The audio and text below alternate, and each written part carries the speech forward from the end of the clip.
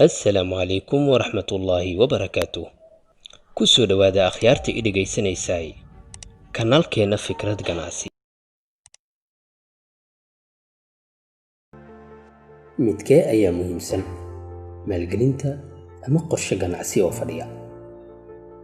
maanta waxaan sharaxi doonaa labadan qodob si aad u fahantaan balse ugu horeyn waxaan ku bilaabi doonaa su'aal imise annaga naga mid ah ayaa haya mashruuc ganacsi balse aan haynin qarashka lagu bilaabi lahaa halka qaar annaga naga mid ah ay hayaan qarashka balse aan haynin qorshe ganacsi oo fadhiya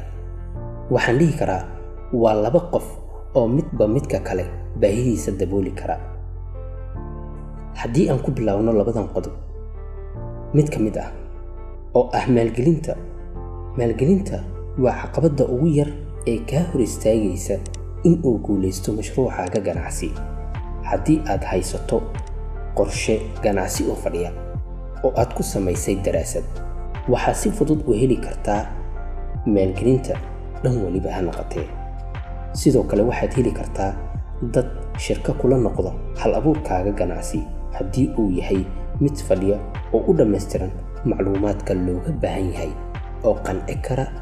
dadka kula noqonaya shirkadda waxaan filayaa in qodobkan aad u fahanteen haddii aan galo qodobka xiga oo ah qorshe ganacsi oo fadhiya haddii aad tahay qof haya qarashka isla markaana doonaya in uu ku maalgeliyo mashruuc ganacsi oo aan loo haynin qorshe degan oo fadhiya oo loo sameeyay daraasad waxaad ogaataa in aad hantidaada ku wado khasaare mana sii waara ganacsi loo hayo maalgelin